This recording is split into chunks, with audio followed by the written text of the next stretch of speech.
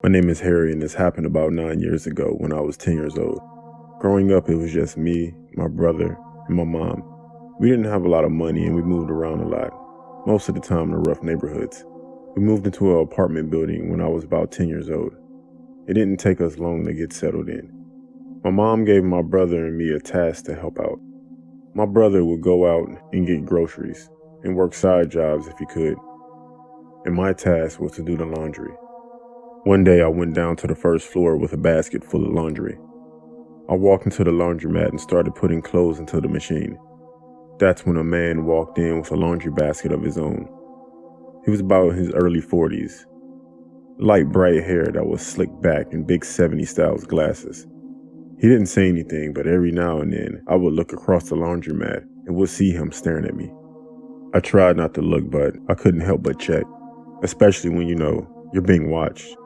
After some time, the man left the laundromat, which left me feeling relieved.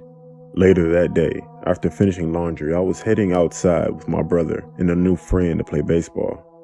Before exiting the building, I looked to my left down the corridor to the laundromat, and I saw that same man from earlier. He was peering around the corner, looking into the laundromat. What was he doing, I thought? Was he actually looking for me? He was being very sneaky. I left the building before he had a chance to turn around and see me. About 3 or 4 days passed before I needed to do laundry again. The first thing I saw when I walked into the laundromat was that man. This time he spoke and said, "Hey, I didn't know you liked baseball," while giving me an unsettling smile. How did he know I liked baseball, I thought. Has he been watching me, following me? I said, "Oh yeah," while letting out an awkward fake laugh. I walked past the man and towards a washing machine. The man didn't say anything. Instead, he just stood there watching me again, still with a weird smile. Thankfully though, he left shortly after I was able to continue doing my laundry. One evening I was bored and I think there was some electrical problem in our apartment. Because of that, I wasn't able to play video games or watch TV. So I decided to do something productive and do some laundry. I went down to the laundromat and began doing the load.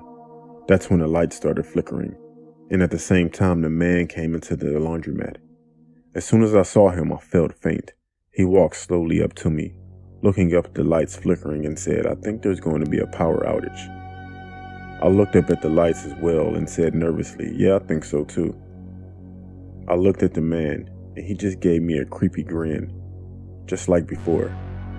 At that point, the power did cut off, and the laundromat, along with the rest of the building, went dark. I was stuck in the dark laundromat alone with this man. He then grabbed both of my arms really tight and pulled me close to him, and he said to me, "It's okay. You don't have to be afraid. It's only the dark. It's fine." Before I could say anything to tell him to let me go, he covered my mouth with his hand, then whispered to me saying, "Shh, it's okay. Don't worry." I remember thinking at that point I was about to die, thinking that that man was about to take me away. And it was pitch black in the building after all, and the exit to the building was just down the corridor. The lights then flickered back on, and the man said to me, "See? I said everything's gonna be okay," then letting me go from his tight grip. I remember standing there frightened, the man walking past me, and he left the laundromat. I never saw that man again after that, so I never mentioned it again. I sometimes think if the lights didn't come back on, would he have tried to take me away, or worse? This story happened to me about a month ago. The apartment that I live in isn't in a good area, but I haven't got that much money, and it's all I can afford currently. Thankfully, I have a washing machine in my apartment, and I don't have to go to the laundromat. Unfortunately, my washing machine broke. It was on a Saturday evening, and after calling a repairman to look at it, he told me he couldn't fix it until Monday, as he didn't have the time or equipment that evening, and the next day would be Sunday. So I had to do my laundry in a nearby laundromat, which was in a neighborhood that I try my best to avoid. I would be out all day Sunday, so I had no choice but to go to the laundromat that same Saturday evening. Going to the laundromat in a neighborhood I don't go to, especially at night, was quite unsettling. I walked into the laundromat and saw it to be empty. I didn't know if it was a good thing or a bad thing. I guess good, as there was no one around to bother me. I sat down on the bench scrolling through my phone as my laundry was in the washing machine. I still didn't see anyone outside or inside, and I didn't see the owner behind the counter either. I then started to hear some kind of scuffling in the back room behind the counter and a loud thud. The door was slightly open, but I couldn't see anything. I was about to get up and leave because I thought something bad was happening, like a robbery taking place, and I didn't want to get caught up in that. But before I got up, a man opened the back room door, and he looked at me and turned away. He came out less than a minute later, this time wearing a different shirt than before. He must have been the owner or something. I remember thinking that. He gave me a friendly wave and a smile and stood at the back of the counter. Some time later, he went into the back room and I didn't see him again. My laundry was done and I went home. The next morning, I couldn't believe what I saw on the news. The owner of the laundromat I was at the previous night was found dead in a pool of blood early that morning. And the picture of the owner wasn't the man that I saw the previous night behind the counter.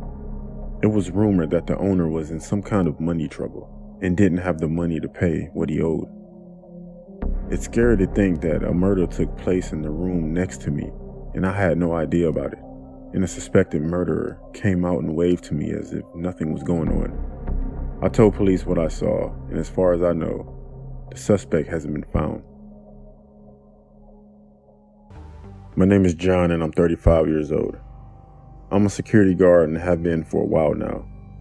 About a year ago, I got a job working night shifts at a small hotel.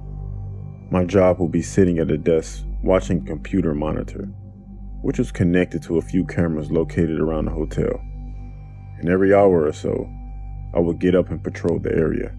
This one night I was sitting at my desk scrolling through my phone when I took a quick glance at the monitor and saw there was someone in the laundromat, which was located in the basement. There shouldn't be anyone down there at the time. I remember thinking that, which was past 2 a.m.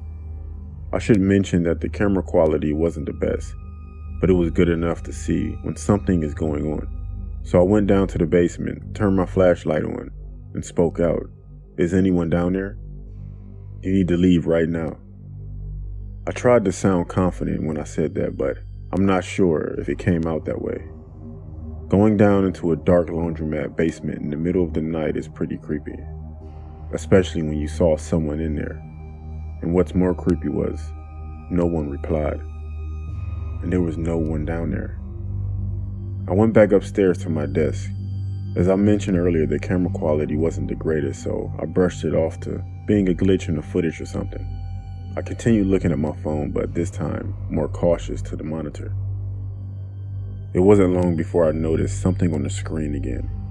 It was in a laundromat. I looked closely and I swear I was certain I saw something. I could see someone pacing back and forth. Once again, I went down to the basement and into the laundromat to check, shining my light and asking who was down there. There was no reply. I couldn't see anyone in there. The laundromat wasn't that big, so I could clearly see if someone was in there. And it was empty. I was so confused and at the same time frightened. How can I see someone on the camera, but the room was clearly empty? Just as I was heading back upstairs, I heard a bang. Then a continuous banging. I shone my flashlight into the laundromat and I saw one of the washing machine doors was swinging open and shut by itself, slamming into the machine each time. I slowly walked up to the swinging door and put my hand in front of it, and it stopped. As soon as I stopped the door from swinging, I heard a whisper in my ear, and something grabbed my shoulder. I jumped and turned around, seeing nothing but an empty laundromat.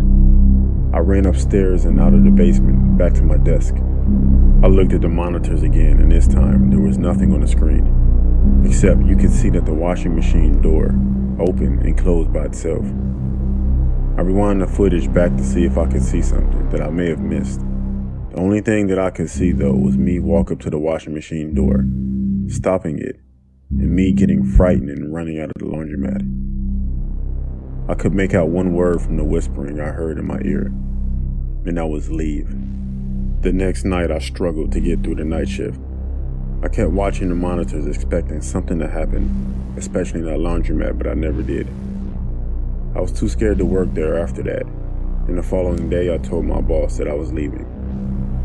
I'm not a superstitious man at all, but I honestly believe that what I experienced was 100% supernatural. In March of 2010, a California Sheriff's Department dispatcher named Monique Patino was to receive one of the most shocking and disturbing calls of her entire career. The call came early on a Tuesday morning. Monique answered the call in the same manner she'd done 1,000 times before, only to hear the terrified, fear-saturated voice of none other than a 7-year-old boy on the other end of the line. "911, what is your emergency?" she asked calmly. As a mother, the response shook Monique to her core. There's some guy. He's going to kill my mom and dad. Can you come?" the little boy asked, his voice wavering into a terrified wail as the horrific realization hit him. "Can you come really fast? And bring some cops, a lot of them, and bring soldiers too." Monique was the mother of 2 young children herself, and despite the fact that the child's terrified cries screamed through her head like nails on a chalkboard, she remained calm and professional, immediately dispatching nearby units of police to the family's home. "Listen to me," she said to the young boy. "Take a breath. I already have the police coming. Where are you at in the house?" Inside the bathroom," the boy replied in between staggered, panicked breaths. 3 men, armed with small-caliber weapons, had managed to sneak into the family's house through an unlocked door in a home invasion intended to separate the family from their valuables. The family's 6-year-old daughter had ran out to their car to grab her school lunchbox so her mother could fill it before she drove them to school. But the assailants, in a green and gray 2-door compact car, had been casing the house, and when they realized that the little girl could well have neglected to lock the door behind them, they swooped in to take advantage. But the 7-year-old boy named Carlos had acted fast. He grabbed the family house phone, then his younger sister, and rushed into the upstairs bathroom, locking the door behind him before he called 911 to seek emergency assistance. But as young Carlos was in the process of saving his family from the horrendous, violent ordeal, one of the gunmen overheard him talking to the 911 operator and began to break down the door to the bathroom, slamming his boot into the thin wood over and over again. "Just hearing them scream and cry for help," she later said. "I just felt their fear through the phone." The sound of the 2 young children's screams as the evil, callous criminal began to smash his way into their apparently protected space is frankly the stuff of nightmares. However, when the home invader finally broke his way inside and saw the phone in the young boy's hand, he realized the situation, that little Carlos had the presence of mind to actually call the police instead of simply cowering in the family bathroom hoping to stay hidden. He panicked, calling out to his fellow criminals that the cops were probably only moments away from arriving on the scene. The trio then scarpered without taking a single valuable item from the family home or harming any of the family they had subjected to such a terrifying experience. However, unfortunately for the family and for law enforcement, the quick reactions of the home invaders meant that they were never found or arrested for the crime and are horrifyingly enough still on the loose today. When a news conference was held to commemorate the young man's brave actions, 7-year-old Carlos told a large congregation of reporters that he had managed to remain calm during the harrowing ordeal because his mother used to make him practice dialing 911 in case of emergencies. At the press event, Carlos, who proudly sported the Los Angeles County Sheriff's Department baseball cap, gave a huge hug to the 911 dispatcher who had handled his call. Monique Patino went on to call the boy her little hero, as she intermittently wiped away tears of joy from her cheeks. She told Carlos that he had been exceptionally brave for doing what he did, telling him she was very, very proud of him for having saved his entire family from what would undoubtedly been a prolonged and highly traumatic experience. "I'm still astounded by his mindset," Los Angeles County Sheriff Sergeant Douglas Jensen was later heard to have said. To be able to think about getting his sister, grabbing his phone, locking himself in a bathroom and calling 911, it shows so much. He did a fantastic job, better than most adults, he added, and the whole episode offers a valuable lesson to parents everywhere. Teaching your kid how to dial 911 in case of an emergency is something that is not only prudent, but might well save your life one day. As terrifying as it is to hear the 911 call of this incident, which is freely available on YouTube and on various California news websites, hearing just how brave that young Carlos is to act in the way that he did is frankly inspirational. But we should also keep in mind that the toll these kinds of calls take on the mental health of the nation's 911 dispatchers cannot be underestimated. So please, take a moment to be grateful for all that they do to keep ourselves and our families safe. On October 26, 2014, a call came into a 911 dispatch center in the state of Florida. The call came from the 300 block of Southeast Walton Lakes Drive in the city of Fort Pierce. At first, the caller sounds practically timid and polite, informing the dispatcher that he is in need of the police, even calling her ma'am as he does so. The caller then calmly informs the dispatcher that a murder has been committed. He sounds resigned, not stating that he thinks that a murder has been committed, but that he knows it is a fact. By who, she asks, her tone still relatively calm. By me, ma'am, he replies. Who did you murder? The dispatcher then asks, starting to sound disturbed by what she's hearing. The response is haunting. I murdered my wife. The caller goes on to admit that he murdered his wife at around 7 o'clock that same morning, telling the dispatcher that his name is Checkingson Sinclair. Listening to the 911 call, it's horrifyingly clear how cold and collected Checkingson is, his tone rivaling even the most chilling portrayals of murderous psychopaths shown in Hollywood movies. He goes on to explain that his wife's body is still in the apartment they shared together, that he killed her with a gun, and that he shot her in the head in the couple's bedroom. Checkingson mentions that after he shot his wife in the head that morning, he calmly laid the pistol he murdered her with on the couple's dining table. All right, we got somebody coming out there to talk to you, the dispatcher then says, regaining some of her professionalism as she does so. But why did you do this? We got into an argument, Checkingson says plainly, and she came at me with a knife. I had to defend myself. She was going to attack me with a knife. When asked what his wife's name was, Checkingson replies that she was named Latoisa Argret. Latoisa was 24 and 7 weeks pregnant with her 21-year-old husband's child when he shot her in the head. The couple had been married for just shy of 8 months, but Checkingson was quick to inform the dispatcher that they argued and fought with alarming frequency. When asked how long the Fort Pierce Police Department will take to arrive at the apartment block, the dispatcher informs Checkingson that they will not be long at all, and pleads with him not to be near the gun when they arrive. He replies that he simply wants them to come over as quickly as possible so they can deal with the situation, and they will not be standing near the weapon when they arrive. Upon their entry into the couple's apartment, police officers found Latoisa's body exactly where her husband had said it was, on the floor of their bedroom, with a steak knife in her hand.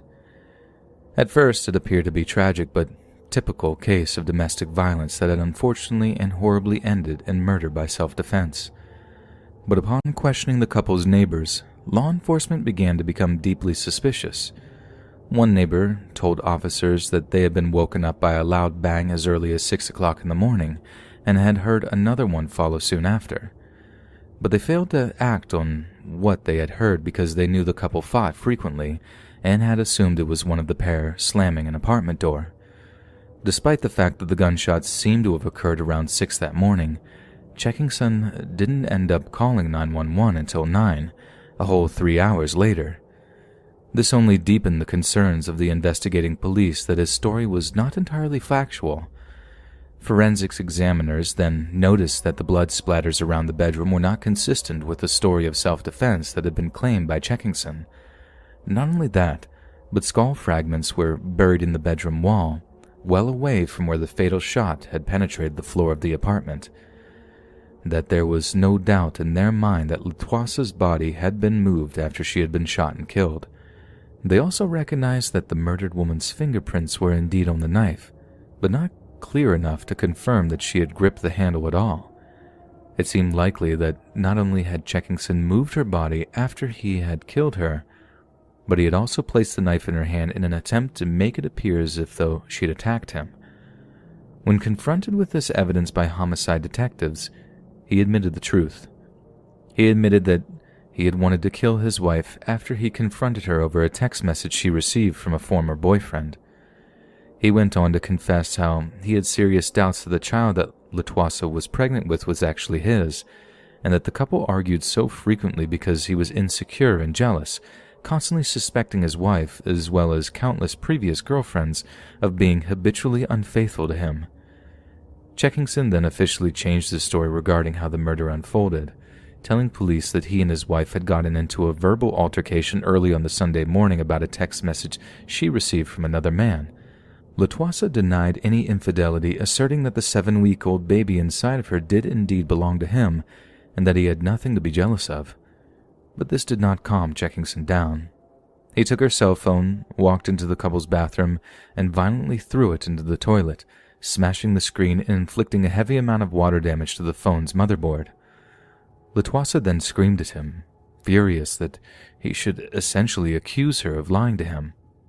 Checkinson, now apoplectic with rage that his wife was now raising her voice to him, retrieved his pistol from the bedside drawer, aiming it at her head, and pulled the trigger. Because he was shaking with anger, Checkinson's aim was poor. His first shot grazed his wife's skull, splitting off chunks of bone fragment that were later found by the forensic examiners. This first shot knocked her to the floor, stunning her. At this stage, she was absolutely no threat to anyone and presented absolutely no danger to her husband, horribly contradicting his initial story of self-defense. Then, as she lay face down on the bedroom floor of their small Fort Pierce apartment, Checkinson walked around the bed, fired another shot. He then proceeded to send a text message to a close friend, informing them that he wouldn't be able to participate in fantasy football that season, as well as texts to his mother and brother telling them that he loved them. This wasn't just a murder. This was an execution, Assistant State Attorney Brandon White had later said at the murder trial. There was a good chance that any sane or rational individual would have come to their senses after the first shot was fired. It was a shot to the head, one that fractured a woman's skull, but Checkinson Sinclair actually stopped to check if his wife was still alive, and discovering that she was, fired another shot square into the back of her head, straight-up execution style. Under Florida law, because Sinclair was convicted of first-degree murder in the death of his wife, the death of his unborn child also became a first-degree murder. Because Sinclair pled guilty, the state did not seek the death penalty and spared his life, and so he sits in a Florida penitentiary to this very day, to wonder of the life he might have led with his wife and child, had he not opted to pull the trigger on that fateful October morning. A little context, I am currently a senior in college and live off campus with my two best friends. This time of year, particularly around Thanksgiving, my friends try to help me stay busy as it is typically a difficult time for me. My mother left our family the week of Thanksgiving when I was 8 years old, and my dad passed away 5 years ago on November 22nd. So as I said, it's a pretty easy time of year to get myself down in the dumps if I don't stay active. Every year for the last 3 or 4 years, I have gone to one of my friends' houses to celebrate Thanksgiving with their families. But this past year I decided I wanted to just stay home and have a mellow long weekend. I figured I could catch up on work as well as my schoolwork, which was pretty far behind. My roommates and I didn't live particularly close to the university. We lived in a suburb about 15 to 20 minutes outside of the school. This was nice because we didn't ever have to host any parties. We could just attend them near campus and head back home afterwards. Anyways, there was one house on our street that didn't quite match the others. It wasn't that the house was worse than the others, but it had no landscaping and desperately needed a fresh coat of paint. My roommates and I knew the owner as he introduced himself when we moved in a few years back. His name is Jacob. He's about 5'6" and probably weighed 100 pounds soaking wet. Every time we've had an interaction with him, he was always very nice and polite.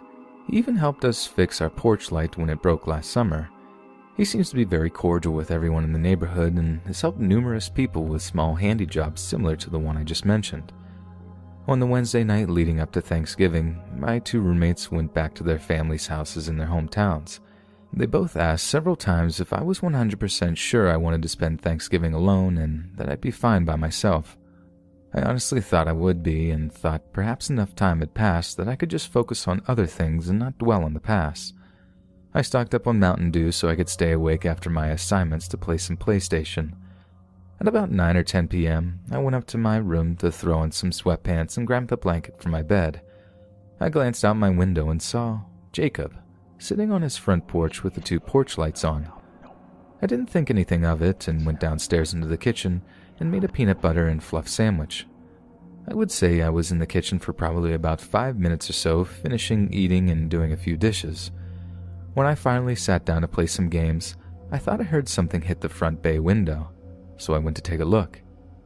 At first, I didn't see anything, but then noticed that Jacob had now turned the porch lights off and was standing on his front lawn, staring at the house with his head tilted like he was looking towards the windows upstairs. A little creeped out, I tried calling one of my friends who knew I was still in town to see if she wanted to meet up or stop over to hang out for a little bit. She didn't answer, so I sat on the couch for a couple of moments trying to figure out what to do. He was still standing there staring and seemingly moving a few feet closer to our property each time I looked. I wasn't sure what to do. I couldn't call the cops. He hadn't done anything except freak me out a little, and to this point, he hadn't even stepped on my property. After another few minutes, I looked out the window again and saw Jacob now on our lawn looking at the corner of the house. At least that's what it looked like he was staring at. At this point, I wasn't sure what his intentions were, and I didn't want to find out. Perhaps I was blowing this out of proportion, but I was legitimately scared. I grabbed my keys and phone and a few other items, thinking I would just drive to campus. Maybe the library was still open, even though we were off for the holiday. I kept all the lights on so I didn't seem like I was leaving and decided I was going to sneak out the back door. As I quietly sneaked through the yard, I turned the corner to quickly get to my car, and there was Jacob, standing in our driveway. I asked him what he was doing in the driveway, and he put his finger over his mouth to make a shh noise. I slapped him as hard as I could and made a run for it past my car. My instincts and adrenaline told me to just run until I found someone or someplace else. As I got about a block or two down the road, I saw a bunch of cop cars pull up towards the area of my house. Confused, I began to go back towards my house, thinking perhaps another neighbor saw Jacob stalking outside of my house and called the police. As I approached the house, one of the officers asked my name and if this was my residence. I confirmed the information, and what I heard next is still the most horrifying and disturbing information I had ever received. The officer stated that Jacob reported that he was on his porch when he saw me from across the street. He saw me walk out of my upstairs bedroom, and as I walked away out of the room, he saw a man come out of my closet. Apparently that was why Jacob was looking into my room when I saw him the first time, and also why he was looking at the corner of the house. He was following the intruder who was now walking into my roommate's room. When I last saw him outside my house before I slapped him and ran in terror, Jacob stated that the random guy in my house had made it to the downstairs. Jacob was trying not to make any noise as not to alert the person inside, fearful he could be violent or dangerous. As soon as he saw the man in the house, Jacob called the authorities and did his best to try and defuse the situation and not bring any alarm to myself or the intruder. The person inside the house was arrested and taken away. He didn't have anything on him other than a knife, so it is unclear if he was attempting to rob the home or was planning something more sinister. Either way, I couldn't express to Jacob how much gratitude I had for what he did. He even tried apologizing for how he handled the situation, stating that there were probably things he could have done differently to make sure I was safe and aware of the situation. Unfortunately, this experience adds another mental scar to this time of year that will take a long time to get over. But one thing I can be sure of is that I will never spend a Thanksgiving holiday alone again.